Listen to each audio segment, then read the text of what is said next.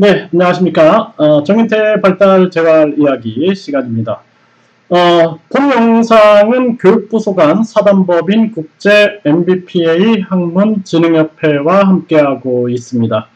네, 교육부 소관 사단법인 국제 MBPA 학문진흥협회는 MBPA 과학 진흥을 위하여 설립된 협회입니다. MBPA 과학은 Mind, Brain, Physical Activity 해서 정신과 뇌와 신체에 관련된 학문을 연구하는 겁니다. 그래서 심리학, 정신과학, 뇌과학, 그리고 신체과학 이러한 총체적인 인간학을 연구하는 학문이 MBPA 과학이고 모든 것을 융합으로 연구하는 학문이다. 이렇게 보시면 됩니다. 네, 정인태의 발달재활 이야기. 이번 시간에는 ADHD, 아동의 재활 방법에 대해서 말씀을 드리도록 하겠습니다. ADHD 많이 들어보셨죠? 네, ADHD 같은 경우에는 주의력 결함이 되어 있다는 거예요. 주의력 결함. 그리고 행동이 과잉적이다라는 겁니다. 주의력 결함, 과잉 행동장애다 이렇게 보시면 됩니다. 주의력 결함, 과잉 행동장애. 자, 이게 이제 제가 봤을 때는요, MBPA 과학은 이제 우리가 동양심리학의 입장에서 이제 학문을 전개하고 있는 거예요. 그런데 서양 의학하고는 좀 다릅니다. 그러니까 세계의 정신의학 또는 심리 이쪽을 지배하고 있는 단체들이 미국 정신의학회 DSM-4라든지 이런 진단 기준을 제시하고 있죠. 세계보건기구, 세계보건기구가 이제 중심이 돼서 전개를 하고 있는데, 저는 제가 봤을 때는 서양의 의학과 동양의 의학이 다르다라는 거예요. 자, 예를 들어서 허준 선생께서 이런 얘기를 합니다. 위에 문제가 있는 사람을 서양의 의사가 수술을 해서 그 위를 잘라내는 거를 보면서 그러면은 위가 간과 연결되어 있고 장과 연결되어 있기 때문에 다른 데 부정적 영향을 미치진 않을까? 이런 얘기를 보면서 제가 생각한 게 뭐냐면, 허준은 동양의학적 관점에서 본 거죠. 이건 뭐냐면은 모든 게 연결되어 있다라고 보는 거예요. 하나다라고 보는 겁니다. 그러니까 인간의 인체는 물론이고 인간과 자연 그리고 우주, 그렇죠? 그러니까 천지인, 하늘과 땅과 인간과 저 우주가 모든 게 하나로 연결되어 있다라고 보는 거예요. 심지어는 시간까지도. 그래서 우리가 전생이다, 현생이다, 내생이다 이런 얘기까지 하죠. 그러니까 모든 게 연결적인 차원에서 생각하고 있는 것이 동양인들의 사고방식인 겁니다.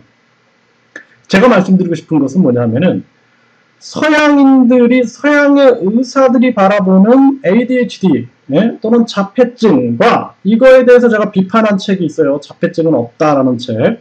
자폐증의 호구와 진실 그리고 과학적 해석. 그리고 자폐증은 치료된다. 이런 책들을 제가 집필을 했는데 그 책을 보시면은 서양 이론들을 제가 비판합니다. 저는 신지식인으로서 대한민국 신지식인 정부가 선정한 이제 우수 신지식인으로서 저는 우리 사회가 변화되기를 바라요. 그것이 저의 꿈입니다. 그것이 제 꿈이기 때문에 제가 정책 연구를 하고 있는 것이고 제가 연구했던 인간에 미치는 영향, 학문이 인간에 미치는 영향을 제가 보면서 저는 제가 유아교육을 석사과정, 박사과정에서 유아교육을 공부했던 이유가 유아교육이 세계 인류 평화에 기여한다라는 저의 확실한 철학 때문에 그랬습니다. 제가 이제 제 이야기에서 계속 다뤄드릴 텐데 제가 왜 공무원직을 버렸는지 이런 얘기들도 제가 말씀드릴 겁니다. 네, 그래서 정인태의 발달재활 이야기에서 제가 기초적인 학문의 중심은 MBPA 과학을 중심으로 다시 이제 모든 학문을 재해석하고 있는 것입니다. 이거 해체하고 다시 재해석하는 건데요. 이거를 의사들의 시각과 아동 발달 전문가의 시각은 다른 거예요. 그래서 자폐증, 스스로 받은 병, 이거는 의사의 시각이고요. 아동 발달 전문가 입장에서 봤을 때는 전반적 발달 지연, 발달 지체, 이상 발달, 발달 불균형 이렇게 보는 거예요. 다르죠? 그러니까 아까 제가 말씀드렸잖아요.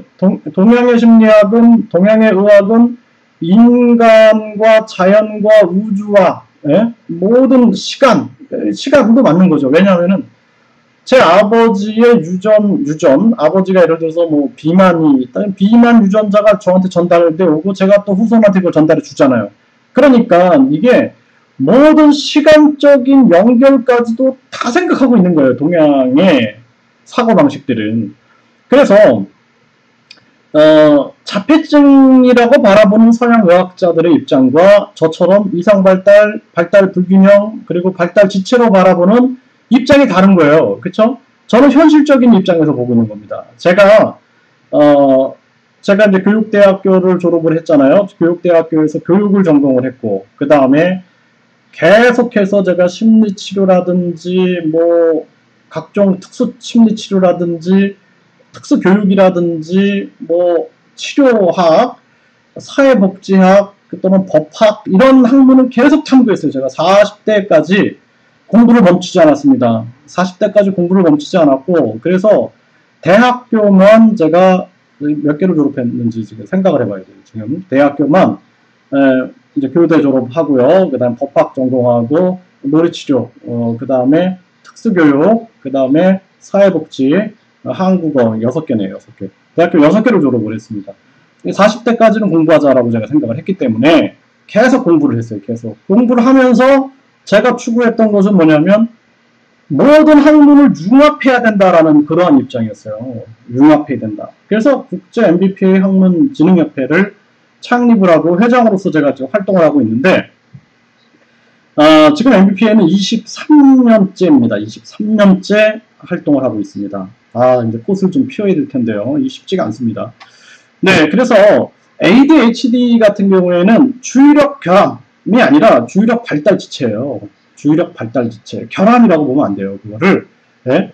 그래서 이거 의사의 입장인 거예요. 주의력 발달 지체, 과잉행동장애 아니고요. 행동 조절 발달의 지체입니다. 행동 조절 발달의 지체. 그래서 그 유아기 때 아이들이 보면은요. 집중력이 3세반, 4세반, 5세반 아이들 수업을 해보면은 3세 아이들은 주의력이 떨어져요. 2세 더 떨어집니다. 교사가 엄청 오버를 해야 됩니다. 와, 우리 친구들 선생님처럼 우리가 나비가 되봅시다. 나비 헐헐 이러면서 오버해야 됩니다. 그래야지만 집중을 시킬 수가 있거든요. 그럼 유아교육이 힘든 것은 주의 집중을 시켜야 되기 때문에 힘든 겁니다. 예? 그래서 주의력이 발달돼 나가는 거예요. 주의력이 발달돼 나가는데 이 아이가 주의력이 발달 지체가 있다 그러면 주의력을 우리가 발달에 적합한 교육으로 끌어올리는 것이 방법인 거예요. 행동도 보세요. 아이가 처음에는 컵을 잘 못 집다가 나중에는 정확하게 집어내고 나중에는 두 손가락으로도 딱 콩도 집어내거든요. 행동 조절 능력인 거예요. 행동 조절 발달 능력인 거예요. 그것이. 이거를 과잉 행동이다. 그것을 예를 들어서 인간의 활동, 인간의 신경 전달 물질이 때문에 인간의 심리적 변화도 일어나요. 예를 들어서 신경 전달 물질이 분비가 적게 되면 우울해질 수가 있고, 또 신경 전달 물질의 분비가 많아지면 사람이 좀 업될 수가 있거든요. 이거를 약물로 조절해내면 당연히 자극과 반응에 의해서 행동의 변화, 언어의 변화, 표정의 변화가 나타나는 겁니다. 네? 그래서 저는 발달학자 입장에서는 그래서 이거 ADHD 아동들에게 자연적인 발달을 통해서 나중에는 감정 조절도 스스로 조절할 수 있는 쪽으로 나가는 것을 저는 지향합니다. 그래서 저는 뭐 의사분들도 마찬가지예요. 의사분들도 웬만하면은 그 약물 치료보다도 이렇게 진짜 뭐 이게 사회 활동을 할 때 제가 예전에 알았던 한 사람은 감정 조절이 안 되니까 막 엄마도 막 때리고 아빠도 막 때리고 진짜 아주 심각한 경우, 그렇게 사회적 무리를 일으키는 경우에는 필요할 것 같아요. 그때는 진짜 이게 남한테 너무 과대한 피해를 주기 때문에. 그런데 유아기 때는요, 최대한 우리가 약물 치료가 아닌 정말 자연적인 발달을 끌어낼 수 있는 발달 재활 활동을 시켜줬을 때 발달이 가능해질 수 있다는 것입니다. 나중에 가장 힘든 것은 뭐냐면 주의력이 발달되고 행동 조절 능력이 발달된 다음에는 가장 힘든 것은 감정 조절이에요. 감정 조절. 평생의 과제입니다. 저도 감정 조절이 힘들어요. 근데 나이가 들면서요, 감정 조절이 되더라고요. 제가 40대 초반까지는 감정 조절이 잘 안 됐던 것 같아요. 저도. 근데 40대 후반으로 넘어가고 그러면서 감정 조절이 조금씩 되는 것 같아요. 아마 이것이 뭐 50대나 60대 되면은 더 감정 조절을 잘할 수 있는 사람이 되지 않을까, 이런 생각을 좀 해보게 됩니다. 이거 평생의 과제인 거예요. 네, 그래서 ADHD, 주의력 발달 지체, 행동 조절 능력 발달 지체 아동들에게 발달에 적합한 활동을 통해서 나중에 우리의 생각이 감정을 통제하게 되고 우리의 생각이 신경 전달 물질을 통제하는 발달의 방향으로 안내해야 된다. 이것이 재활 방법의 핵심입니다. 이것이 MBPA 과학이 제시하고 있는 방향인 겁니다. 네, 열심히 저도 공부를 더 하도록 하겠습니다. 그래서 제가 뭐 한국에서도 계속 대학 강의를, 이런 강의를 참 많이 했어요. 많이 하면서 MBPA 과학 세계화를 위해서 세계화 활동을 지금 하고 있는데 쉽지만 않습니다. 더 열심히 노력을 해야 될 것 같습니다. 네, 본 영상이 도움이 되셨다면 좋아요와 구독 눌러주시고요. 저는 더 좋은 영상을 만들기 위해서 더 열심히 공부하겠습니다. 궁금한 점은 질문 남겨주시면은 제가 영상을 또 만들어서 또 답변도 남겨드리도록 하겠습니다. 감사합니다.